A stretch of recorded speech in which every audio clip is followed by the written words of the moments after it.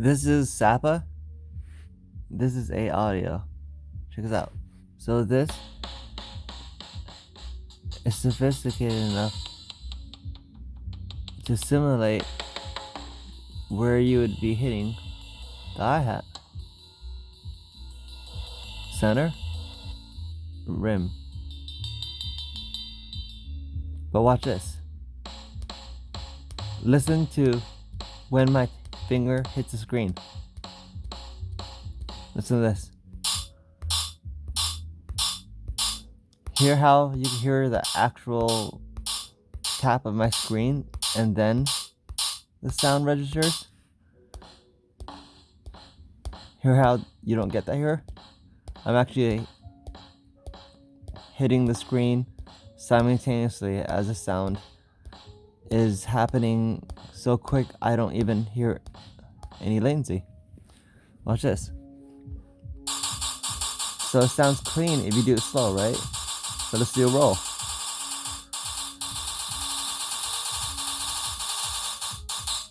See that snap at the beginning? See how it can't actually support when I overwhelm it? And watch, it's actually gonna start cutting off the front of the actual sample.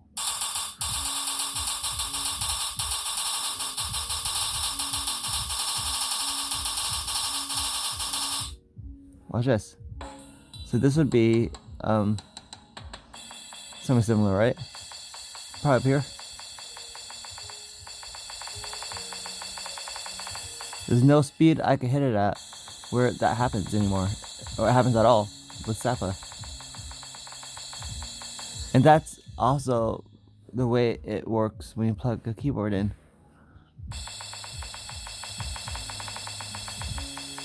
You can always hear the full sample in its own space without any interference. You can do it as loud as you want. And remember, this thing actually has a process, like the fact that wherever you're hitting it actually sounds different. See?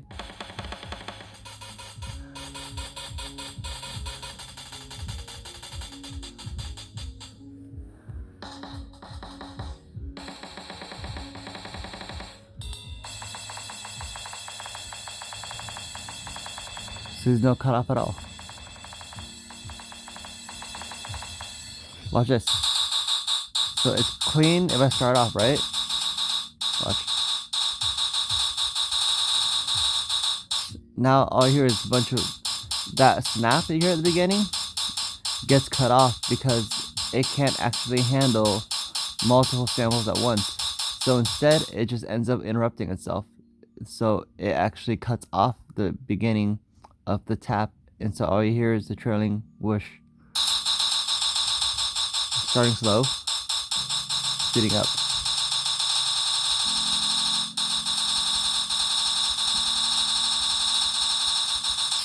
See, like that doesn't sound like the instrument at all once I actually start hitting it rapidly.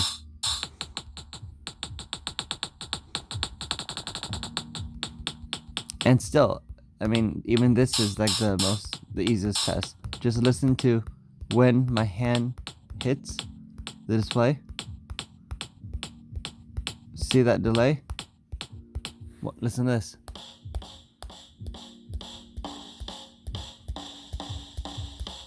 See how there's no actual delay that at least you can hear?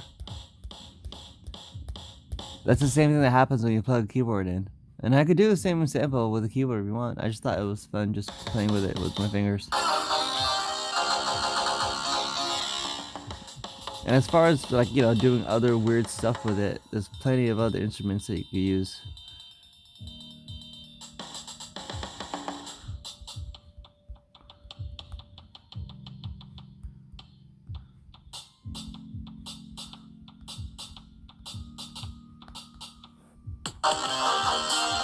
And they rely on a lot of samples like that because that doesn't really, I guess, that really helps hide the amount of time that is actually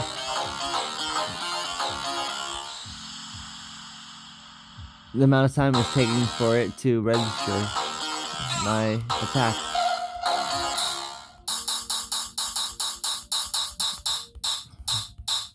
It's odd because it hasn't actually gotten better. This is about how bad it sounded back during the S7.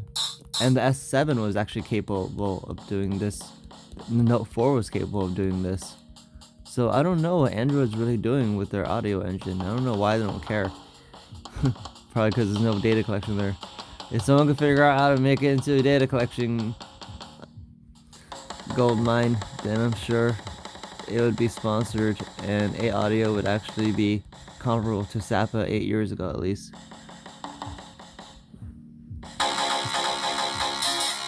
Let's do both at once.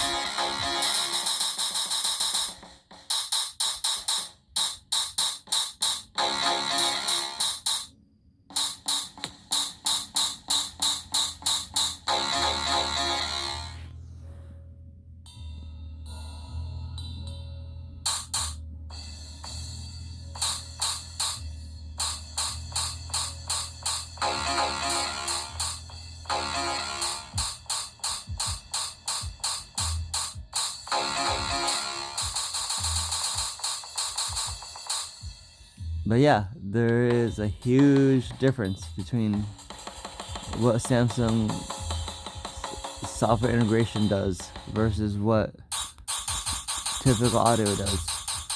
Typical AAudio does on Android.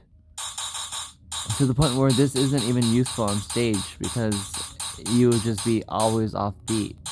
Whereas this is definitely serviceable, especially with the keyboard.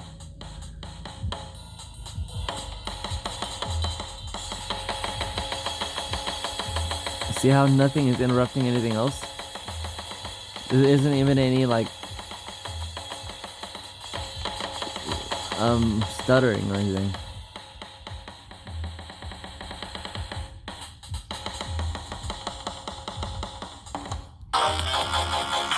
They don't even give you a full drum set. I'm not gonna pay for this, so. But see, that's a sharp attack, right? It's still delayed. Now watch how fast it is. So with one finger, I'm able to get it to overwhelm, to go faster, to slice off the beginning of the actual attack.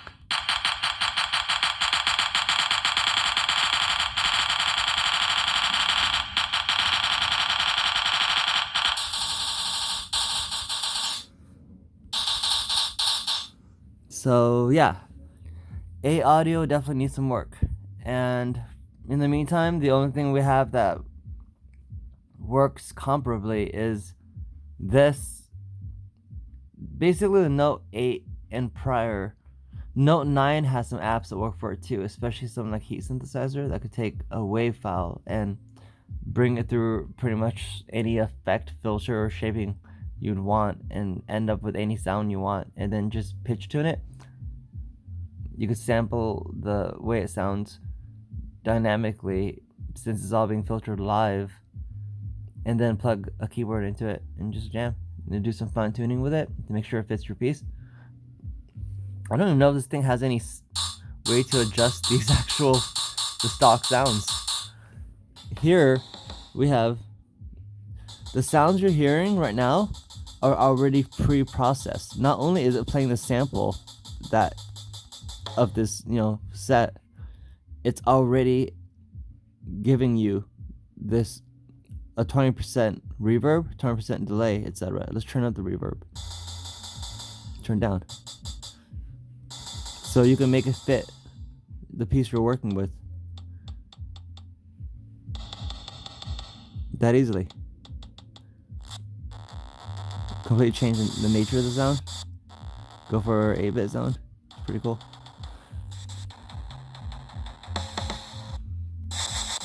But all that's processed live, as you can see. Otherwise I wouldn't be able to do it. It's taking the actual WAV file and bringing it through. I can even pitch tune it.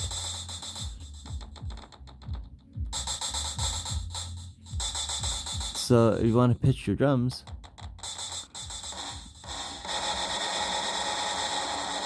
so even reverb, let's just max everything up. So now I got like a bunch of delay and a bunch of reverb going on. I got lo-fi. Let's turn lo-fi off. Let's see if I can overwhelm it. Well, I better turn this down to about here.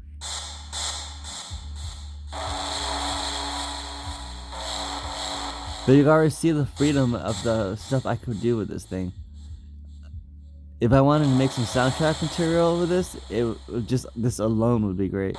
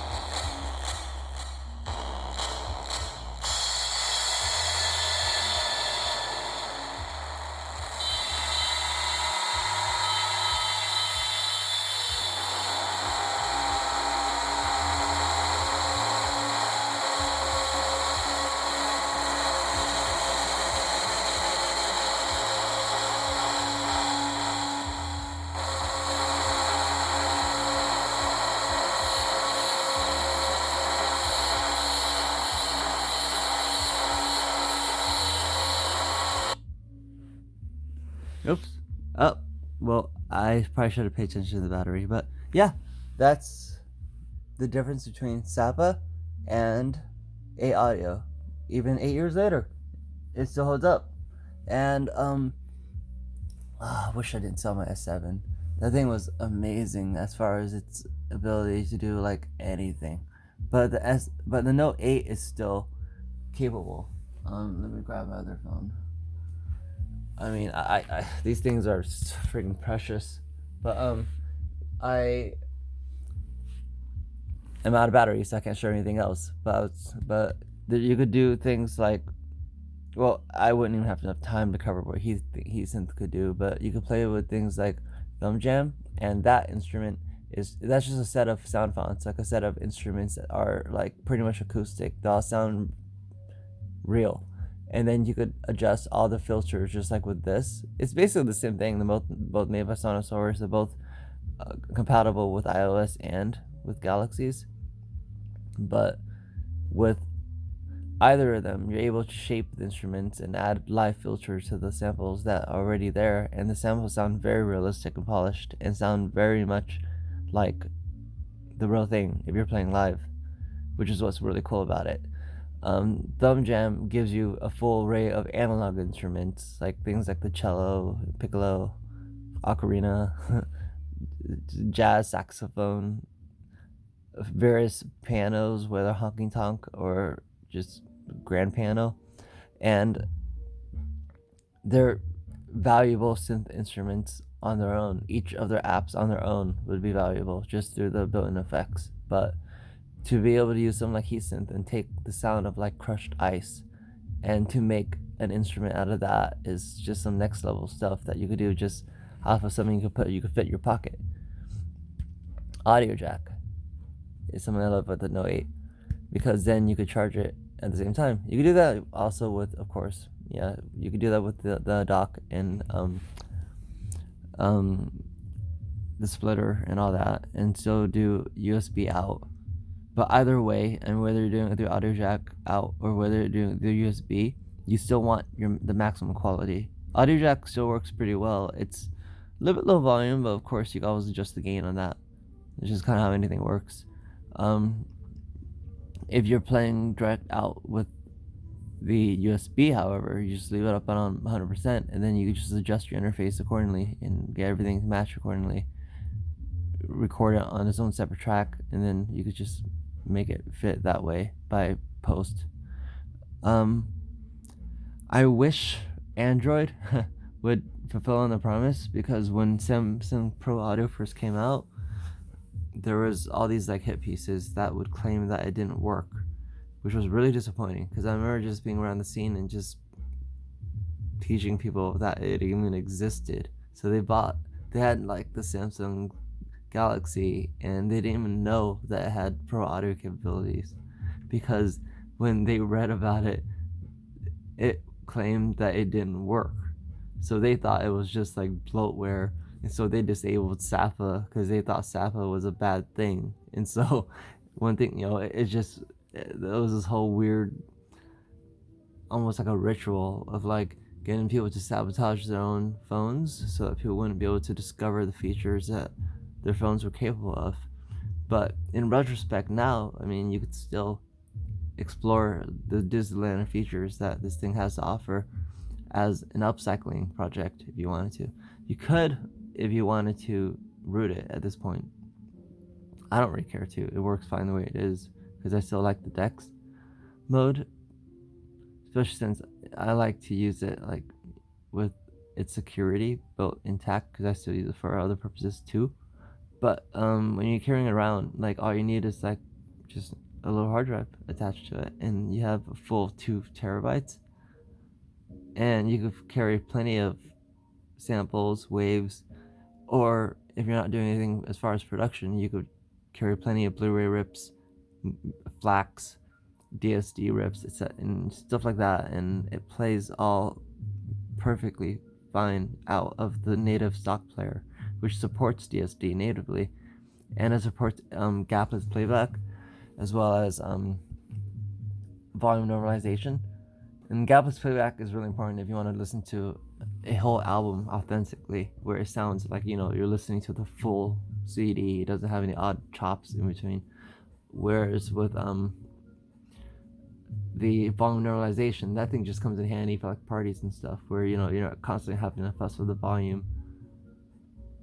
I wish someone would invent something that would actually automatically change the volume based off of the ambient level of the sound. It was something that I was thinking about a couple days ago, actually, about while I was working on this, and that wouldn't be very hard to do. But it would actually be something that would be relying on, I guess, access to AAudio. I don't know how the hell AAudio is doing, if that thing's even evolving, and it seems like it's not. So the amount of effort people are taking into doing anything with AAudio seems to suck. And as far as Samsung, they have like a kind of almost like a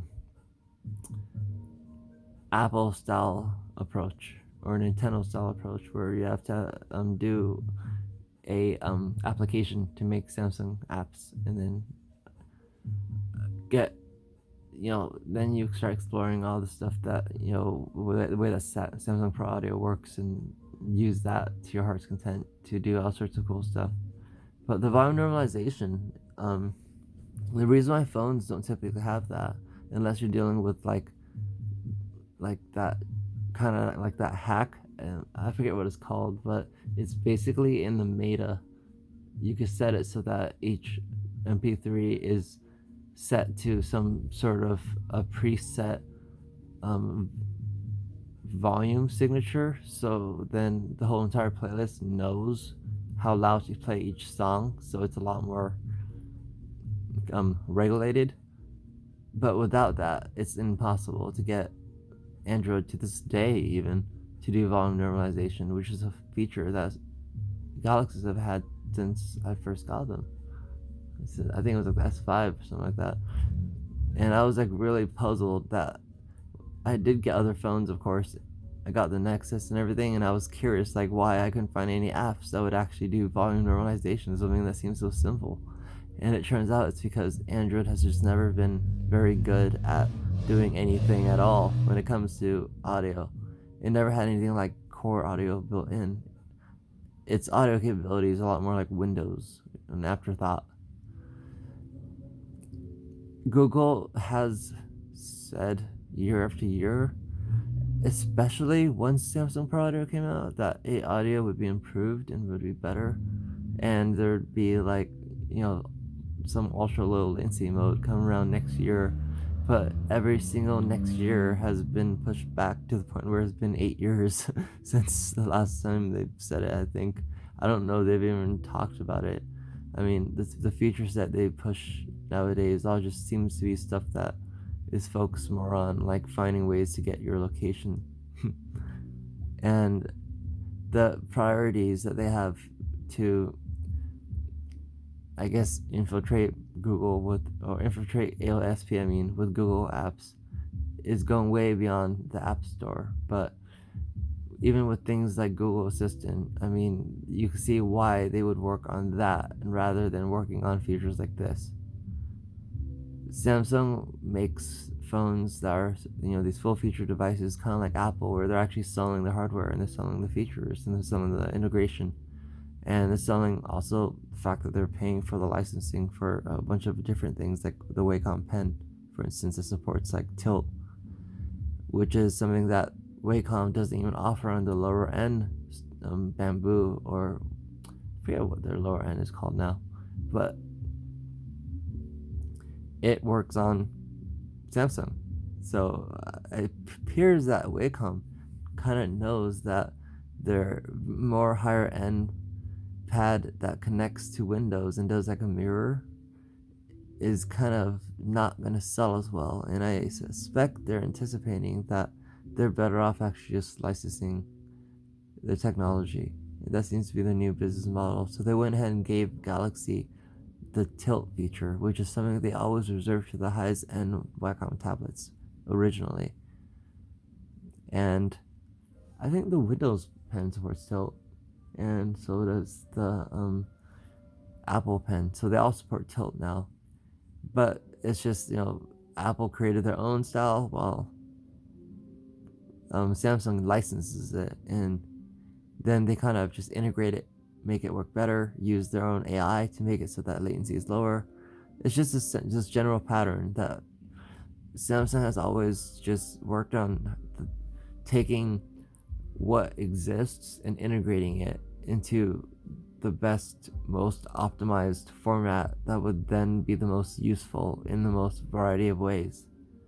And in doing so, so many of their features actually end up not even being talked about, or even when they are talked about, they end up getting a lot of people confused, and people kind of think they're bloat, even though they don't really use up any space as far as your memory or anything like that, or it's just some kind of like a misunderstanding of how Android memory works.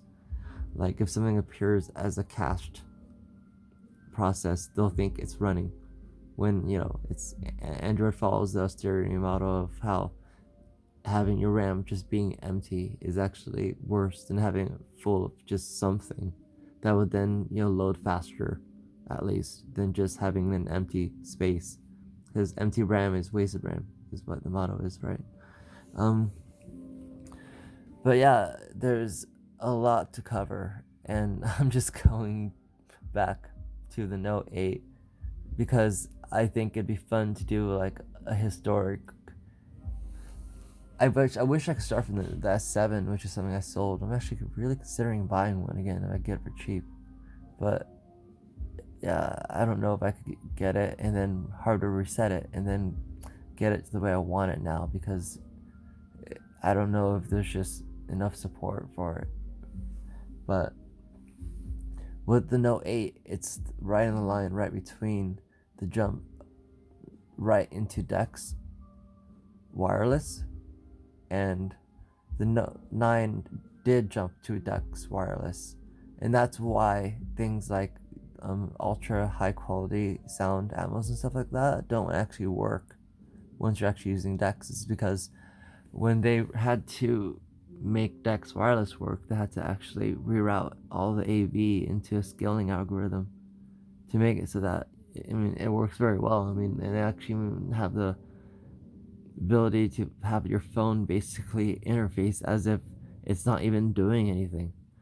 You could use it as a mouse if you want, but that's just a feature. Otherwise, your phone just behaves on its own, and then you could use a mouse and a keyboard on the DeX desktop as if it's a completely separate device. So you could literally play 2 games at the same time. Among Us on your phone using touch controls, and then someone else plays Among Us on TV along with friends, that you would host who live elsewhere. And it's the amount of things that you could do is just like mind-blowing. So I figure by starting off simple as far as like the history of how all this came to be, like how the S7 allowed for multiple user spaces, actually allowed 3 user spaces even, and how that allowed for the ability to run like 3 instances of Pokemon Go, and at the time you could even do like each with their own IP address. Now you could do 2 user spaces, so that's secure folder, which is really its own Android user space, and just the standard core environment, and then Dex. So there's a lot to cover as far as how everything went from the S7 as being like this huge playground of features that was capable of so many things, and then it's become more streamlined and focused, but it's still just as capable as it was before. It just became kind of more focused on something different. In gaining options like wireless Dex, it had opportunity costs, like it made it so that UHQ and stuff and the Atmos upscaler, for instance, wouldn't work anymore. But there's a trick to get around that, and the trick to get around that, like I've covered before, is just to simply get it to handshake before you actually activate Dex. And once you actually get it to do that, then it'll actually lock in. And that's something that I talked about earlier, about how like a lot of people flip the UHQ off and on just really quick, just trying to hear the difference, but it doesn't work that way. You can't hear the difference. It's not like it's just gonna, like, it's not like your DAC or whatever is just gonna like on the fly switch from like 192K to 48K just back and forth really quick. Even Atmos takes like a full second half, I think, to switch on and off. So just switching on and off really quickly so that you're hoping your memory is able to kind of track the differences doesn't work. You're not giving enough time to actually change. So you're very likely fooling yourself into thinking that you don't hear a difference. With Atmos, it's very prominent. Just hold the phone in landscape mode, turn it on, and then wait a second and a half, and then turn it off. You hear a big difference, and that difference translates to stereo speakers as well. So if you're doing Atmos upscaling and you have just like a regular, like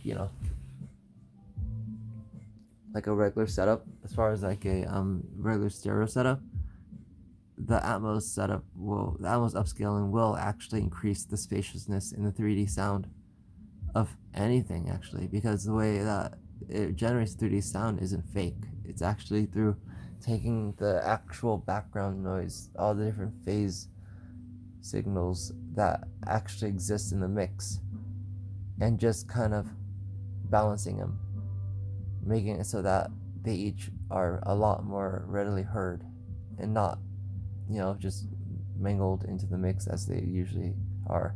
And it could trace back to the Hafler method. So if you want to know about like the history of Atmos, you could also just trace back to the history of surround sound in general, which goes back to the Hafler method, which is when you take the left and the right and you play them in negative polarity so that they cancel each other out, and so you end up getting what a lot of us may have discovered as kids when we would stick the headphone jack in halfway and we would hear this kind of karaoke mode.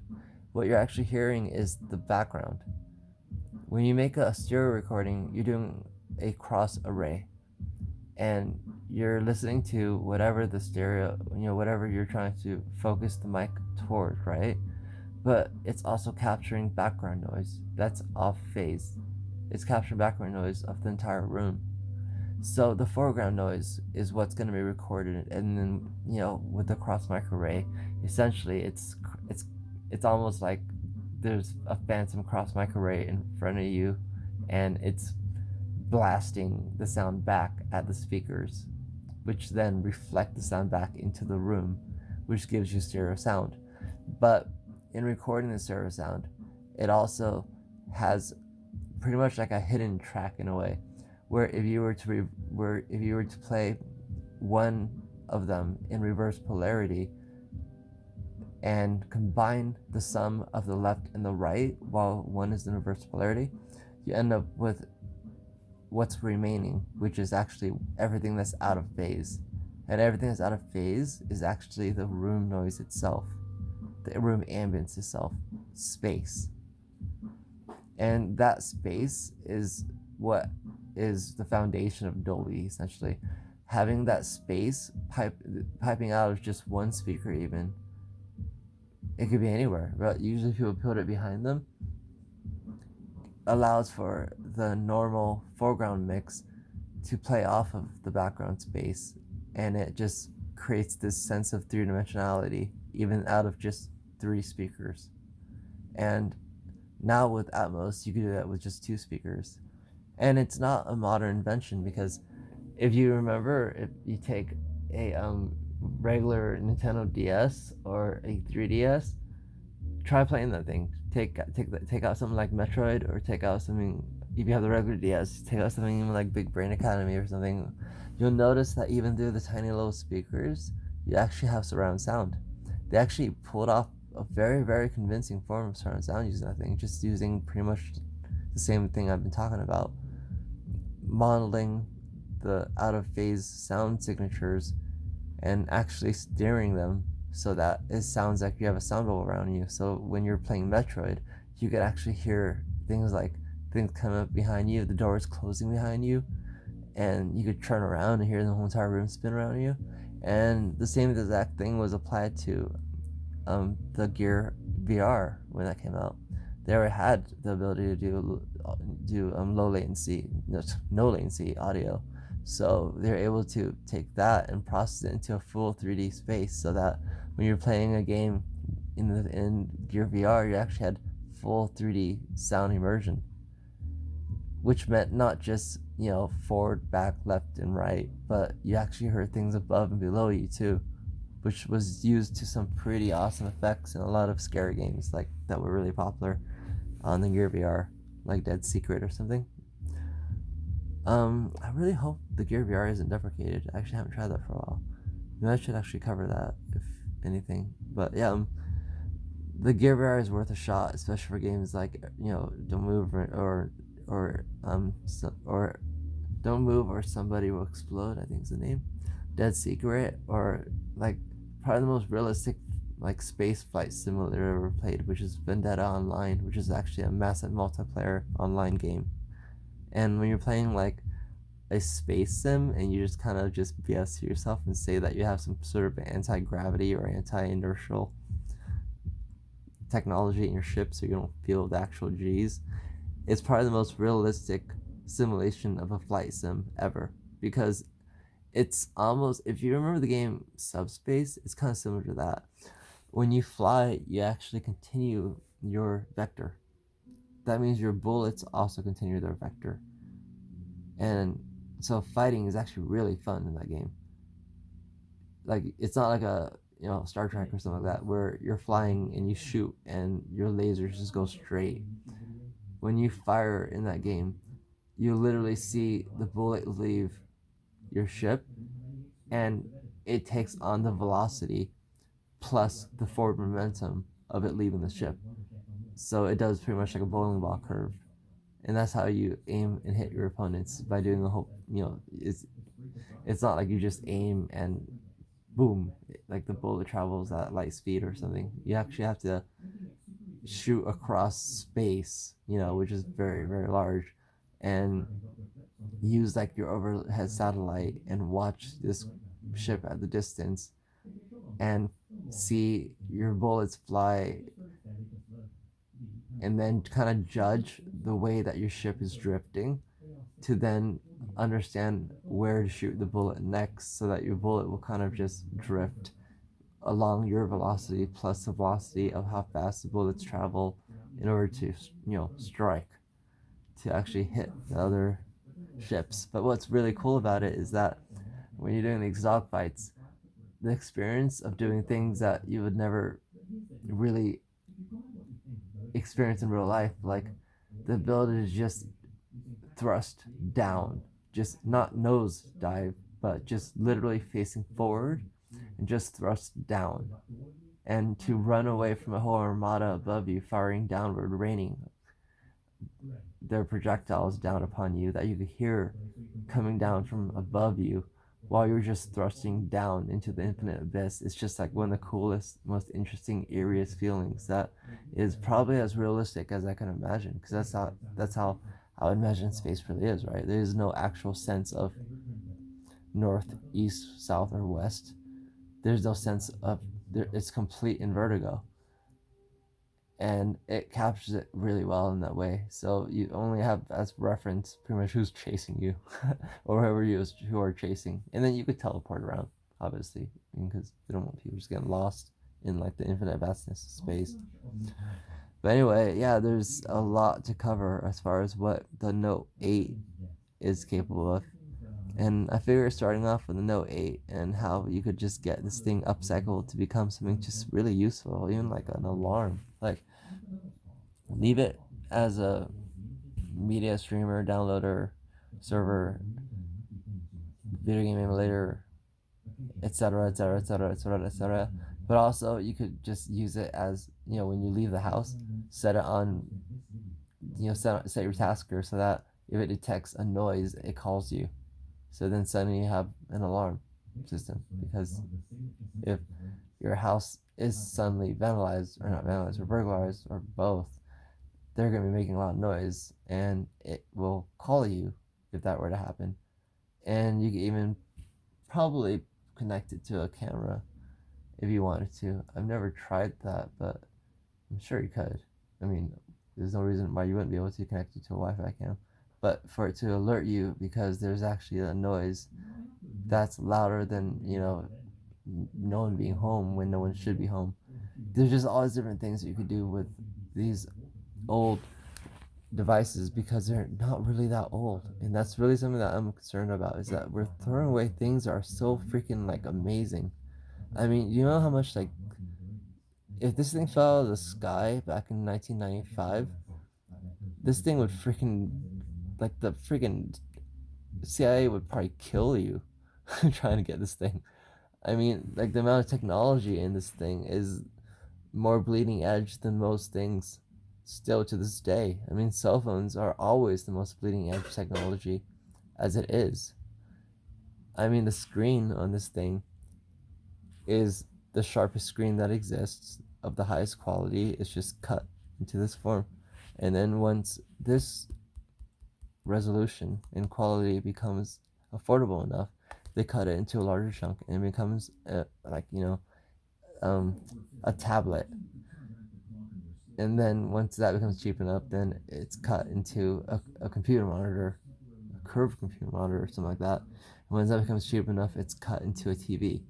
And that's pretty much like the hierarchy of how technology flows. But everything pretty much starts with the cell phone, because it's so small that our, ever since the advent of the transistor, the goal has always been, how do we make things capable of being as efficient as possible, as small as possible, and as portable as possible. And it's pretty much the golden goose of what that is. It's pretty much a pocket satellite, to the point where us calling it a phone to this day is really just kind of us almost like deluding ourselves into forgetting that we're in the year 2021. And these things in any sci-fi fiction would not be called phones. They'd be called something like comsats or something like that.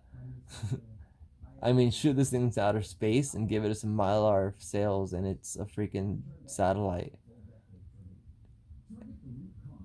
In fact, that's something they should probably do. But yeah, I mean, there's really nothing that this thing can't do, and just being able to cover all the stuff that it can do, as opposed to just trading it up, I think that you'll find a lot of really, really cool things that you could find value in, that you may not have expected that this thing's still capable of. And I don't know about you, but I mean, I have two phones. I like to have one that's like something I carry around more as a commuter. It's more lightweight, and one that I use more seriously. But then I also I like to upcycle. I like to use these guys as, for what they're worth, pretty much. for all the quality, all the features and everything that I enjoyed when I used it as a phone, but I just don't use it as a phone anymore, so I still just use it in that mode. And what's neat about it is it's so low power. To run a torrent server off of this thing, to turn it into a Wi-Fi repeater, and to leech Xfinity back, because you know how Xfinity actually has this kind of weird sharing program where it uses your modem as kind of like this social sharing thingy where you agree to share some of your backdoor of your modem, and in exchange you could then share other people's modems. It's a really smart system, and I don't really have anything against it. It's really clever actually. But if you wanted to have the ability to connect to Xfinity and your own home network at the same time, because you want to do something that is very broad, bandwidth intensive, you could use your phone as a router that was that would actually um, leech. I'll just use the word. Basically, it would connect to the Xfinity network, and you then connect to the phone as opposed to your router, and then the phone becomes its own Wi-Fi subnet inside your own house with its own bandwidth limitations. That doesn't actually affect your own bandwidth limitations, which is awesome. What's also really cool is the ability to just have it set to the same credentials as your home. So when you carry your phone, this is what I do with my phone. I mean, probably shouldn't say too much, but well, I guess you would know. The hotspot on my phone is the same as the guest hotspot on like in my actual home, and all my phones are automatically set to connect to that if it cannot find the main um, Wi-Fi hotspots. So all I gotta do is turn on my phone, and everyone else's device around me, like my wife and everyone, will just automatically connect to my phone. So then, if my phone connects to some an Xfinity source or the hotel, we just created our own little bubble, our own little WAN, our own little wide area network within our own family, and then you could use Chromecast, and you could send files back and forth and everything like that. Whereas if you each were to connect to the Xfinity network or to the hotel network, then you wouldn't be able to do that. You wouldn't be able to connect as if you were under the same network. And that's another feature. I almost was thinking, since they're waterproof and so low power, you could just like string them and just do this wild, crazy thing where you could just like give homeless people free internet. But there's not very many homeless people around where I live anymore, sadly. That was an uncomfortable laugh. But anyway, to end on a weird note there, yeah, there's just. I'm rambling because in my mind, I'm actually just thinking about all the things that are possible, and it's amazing how much you could do.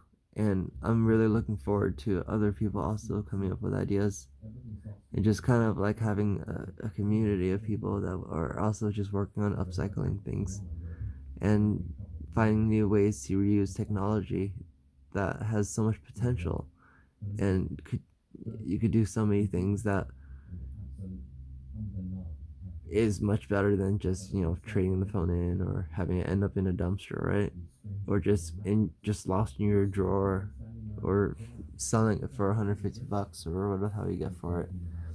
The Note 9, I guess they're saying that some people get $1,000 trade in, but I'm pretty sure that requires some kind of like special plan where at the end of the day you're paying for it anyway. Otherwise, you're getting like what, like 300 bucks, maybe. I don't know. It's probably what you're getting last I checked. Because if you really get $1,000 for it, why the hell wouldn't you just buy a used one? You can find them for like 250 bucks for like the 128 gigabyte model. Just grab that and just pocket the difference, right? I would suggest the Note 8 as far as like its capabilities with the audio jack would be the most useful as far as its ability to do all the things I described earlier. The Note 9 to me is probably my favorite commuter device just because it still has a headphone jack, which I need really. It's for versatility. I really need the audio jack, and it has the form factor that I like. I don't really like the Infinity O design. I like being able to hold like the phone in landscape mode where I'm not actually obstructing the screen. And I like the fact that the bezels give me some, two places to hold the screen by in one or two hands. And I just like the phone, I guess. I wasn't very impressed with anything that happened after the Note 9, to be honest, and up until the Fold, which is something that I'm still studying and going through with a fine-tooth comb to just figure out everything I could figure out about that thing, when that thing is just wild. That thing is like beyond the freaking. That's not a computer. That thing's just something else, and I can't wait to figure out all the cool tricks and all the typical unorthodox uses that I could figure out and help share, and hopefully everyone enjoy them. Anyway, I'm just gonna stop the video. And this video, people probably started tuning off freaking like what 30 minutes ago. But yeah, everyone have a good one. Thank you.